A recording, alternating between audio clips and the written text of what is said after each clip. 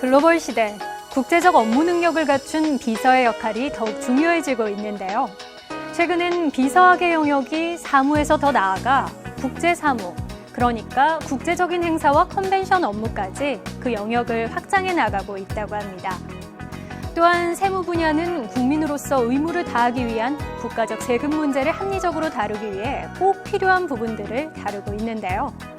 이번에 소개할 전공은 바로 국제적 업무 능력을 배울 수 있는 비서학 분야와 합리적인 세무 관련 능력을 가진 인재를 키우는 전공 세무 분야입니다.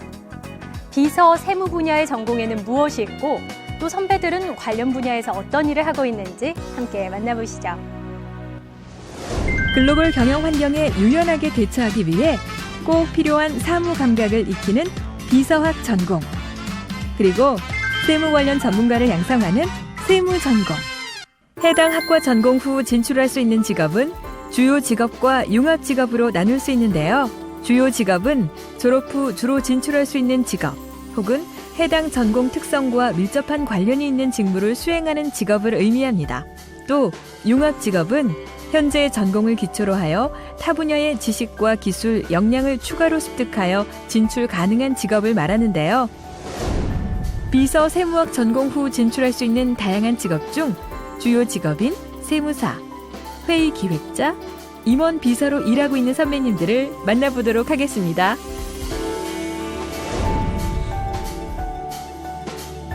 그럼 먼저 비서 세무학 분야의 주요 직업으로 진출할 수 있는 세무사로 일하고 있는 선배님을 만나볼까요?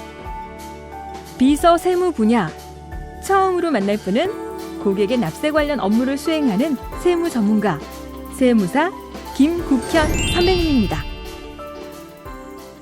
세무사는 말 그대로 세금에 관한 모든 업무를 한다고 생각하시면 됩니다. 우선 첫 번째로 세금 신고를 대행하는 업무를 들 수 있는데요. 세금은 세법에 근거해서 계산을 합니다. 일반 사업자들이 세법을 모두 알고 관리하기는 좀 어렵기 때문에 세무사들이 세법에 관한 신고를 위한 정보 작성을 대행하고 부가가치세, 종합소득세, 법인세 등을 신고하게 됩니다. 세금에 관한 업무를 아웃소싱 한다고 생각하면 쉬울 것 같습니다. 두 번째는 세금에 관한 컨설팅과 절세 업무를 하고 있습니다. 아파트나 토지와 같은 부동산을 이전할 때 양도소득세나 증여세, 상속세를 신고하고 납부를 해야 합니다. 이때 세무사가 해당 세금에 절세되는 방법을 찾아서 세금 신고를 대신하게 됩니다. 마지막으로 세금에 관한 조사나 불법 업무를 하고 있습니다. 사업자들은 정기적으로 세무조사를 받을 수가 있는데요. 이때 변호사처럼 세금에 관해서 세무서를 상대로 세무조사를 수임하게 됩니다. 더 나아가 억울하게 세금을 부과받았다면 국가를 상대로 소송을 해서 세금을 돌려받을 수 있는 일을 세무사가 하고 있습니다. 보통 세무사가 되기 위해서는 경영학이나 회계학 관련 전공을 하고 시험 준비를 많이 합니다. 대학에선 세무보다는 경영학이 더 접근하기 쉽기 때문에 경영학 과목에서 회계 부분을 공부하고 시험을 준비하는 경우가 많습니다. 사실 세금 신고를 하기 위해서는 재무제표를 작성해야 되는데 재무제표를 이해하는 과정이 회계학 분야를 공부하면서 이루어지기 때문입니다. 일반적으로 경영학 분야를 공부하면서 회계뿐만 아니라 재무관리 분야까지 능통하다면 큰 도움이 되지 않을까 싶습니다. 예전에 비해서 세무사 숫자가 많이 늘어난 것은 사실이지만 그만큼 사회도 발전해서 복잡해지고 있습니다. 사회가 복잡해질수록 전문 분야의 수요는 더 증가할 수밖에 없습니다. 세무사는 세금 전문가로서 다른 사람들이 쉽게 하지 못하는 직업 중에 하나입니다. 절세를 위한 세금 컨설팅 분야는 더 발전되고 있다고 생각을 합니다. 이 분야에 관심을 갖고 있다면 적극적으로 도전해 보시길 바랍니다. 하지만 막연한 전망보다는 자신의 성적이 잘 맞을지 고민해 봤으면 좋겠습니다. 우선 세무사가 되기 위해서는 세무사 시험에 합격을 해야 되는데 시험에 합격할 정도의 끈기 있게 노력할 수 있는지 자신에 대해 잘 생각해 볼 필요가 있습니다. 비서 세무학 관련 지식을 기반으로 전시 및 회의 기획자로 일하고 있는 선배님을 만나보겠습니다. 이번에 만날 분은 바로 대한민국 전시 컨벤션 산업의 중심에 있는 킨텍스에서 국내외 회의 및 전시회 등 행사 활동을 기획하고 있는 전시 및 회의 기획자 김상걸 선배님입니다. 대한민국 대표 전시 컨벤션 센터인 킨텍스에서 근무를 하고 있고 마케팅 부서와 경영 지원 부서를 거쳐서 현재는 기획조정실에서 업무를 하고 있습니다. 전시 컨벤션 센터는 국제회의나 전시회들이 개최되는 베뉴로서의 역할이 가장 기본이 되기 때문에 마케팅, 즉 행사 유치를 위한 업무가 전시 컨벤션 센터 근무자들의 기본 업무라고 할 수 있습니다. 마케팅 업무와 함께 직접 행사를 기획하는 부서, 홍보를 담당하는 부서, 전시 컨벤션 센터라는 시설물을 운영 담당하는 부서 등 전시 컨벤션 센터 안에서 다양한 업무들이 서로 조화를 이루면서 각자의 역할을 수행하고 있습니다. 네, 저는 대학에서 관광을 전공했고 관광이라는 큰 범주 안에서 전시 컨벤션이라는 분야를 공부했습니다. 현재 킨텍스의 경우에는 다양한 전공자들이 근무를 하고 있는데 전시 컨벤션이나 행사 기획에 대한 전문 지식을 갖춘 학과를 졸업한다면 업무에 도움이 될 것이라 생각합니다. 저 같은 관광 계열뿐만 아니라 국제학, 비서학 등의 전공들도 이러한 교육 과정이 있다고 알고 있습니다. 하지만 그 전공과 실무의 갭은 엄연히 존재합니다.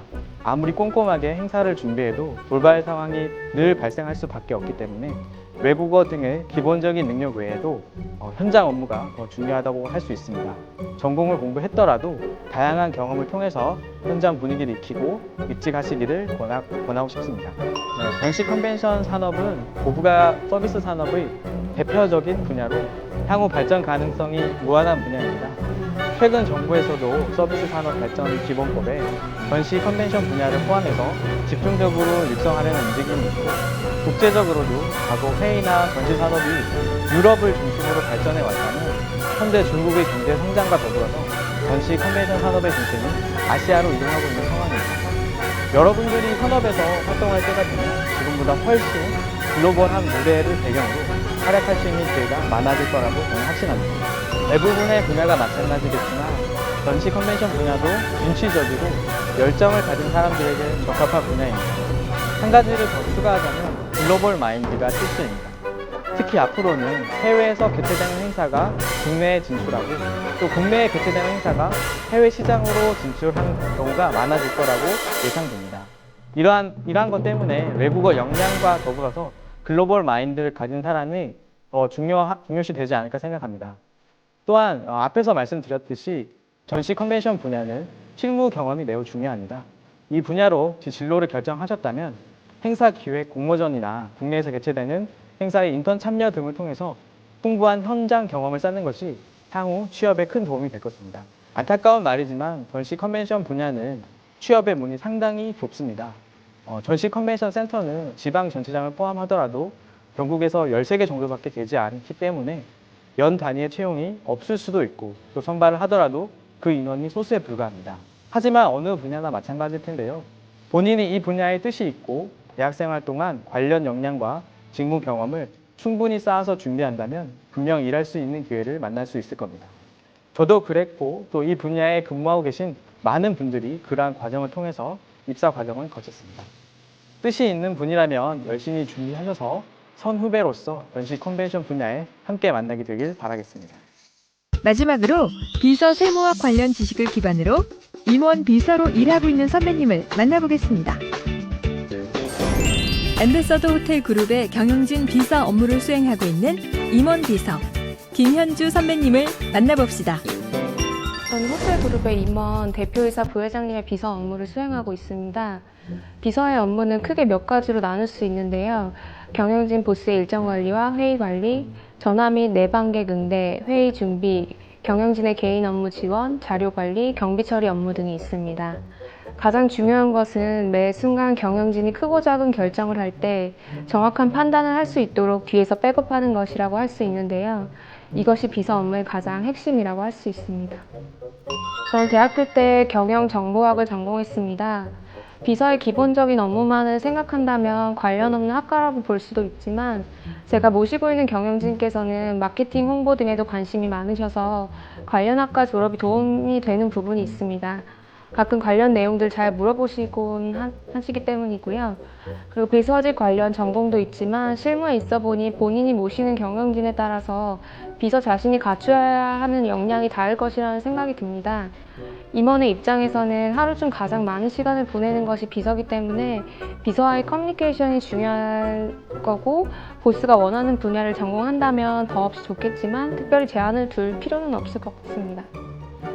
비서학과를 졸업하게 되면 수업을 통해 배울 수 있는 업무 스킬에 있어서 전문성을 갖겠지만 사실 비서 업무 중엔 글로 배울 수 없는 것들이 상당히 많습니다. 다양한 경험을 통해서 상황 대처 능력을 키워줄 수 있는 활동들을 많이 해보는 것도 도움이 될 것 같습니다. 어느 업무에서는 마찬가지만 성실함이 가장 중요하지 않을까 생각합니다. 천재지변으로 인해 출근을 할 수 없는 것이 아닌 이상 지각 결근은 절대 없습니다. 비서가 갑작스럽게 지각이나 결근을 하게 되면 그날의 경영진의 스케줄에도 이상이 생기기 때문입니다. 비서가 수행하는 보스는 항상 다른 사람들보다 더 미래를 앞서보고 빠르게 변화하는 경제 환경을 예측하는 통찰력을 갖고 있다고 할 수 있습니다. 그런 보스의 업무를 백업하기 위해서는 비서도 자기 개발을 소홀히 하면 안 됩니다. 다양한 분야에 대한 정보를 수집하고 또 자기 개발을 위해서 노력해야 합니다. 이를 통해 업무에서도 이점이 있겠지만 추후 자기 자신에게도 무기가 하나 더 생기는 셈이니 이력 관리에도 더없이 좋을 것입니다. 비서라는 직업 자체가 독립된 부서로 의사결정을 직접 해야 하는 외롭고 어려운 직무라고 할 수 있지만 그에 따르는 보상도 상당히 크다고 생각합니다. 경영진의 활동 요체를 제일 가장 가까운 거리에서 보좌하면서 업무의 우선순위, 의사결정 구조, 결단력과 성실성, 비즈니스 매너 등을 배우게 되어 알게 모르게 최고의 멘토링 기회를 얻는 셈이라고 할 수 있습니다. 본인의 적성과 성향에 잘 맞는지의 여부도 당연히 중요하지만 직업에 대한 관심과 열정이 있다면 도전을 권해보고 싶습니다. 사령탑에서 업무를 보는 관점을 키워본다면 문제를 좀 더 넓은 시각으로 받아들이고 해결하는 능력을 키울 수 있어 좋은 기회가 될 것입니다.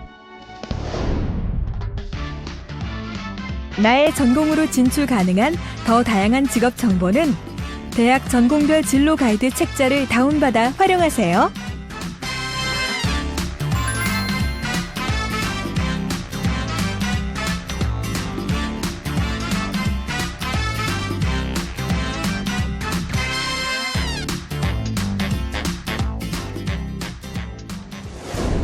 국제적 감각을 갖춘 사무 능력을 키우는 비서학 분야와 그리고 국민의 의무로서 국가적 문제인 세금을 합리적으로 다룰 인재를 양성하는 세무 분야의 전공은 기업, 그리고 국가의 운용에 꼭 필요한 학문이 아닐까 하는 생각이 드는데요.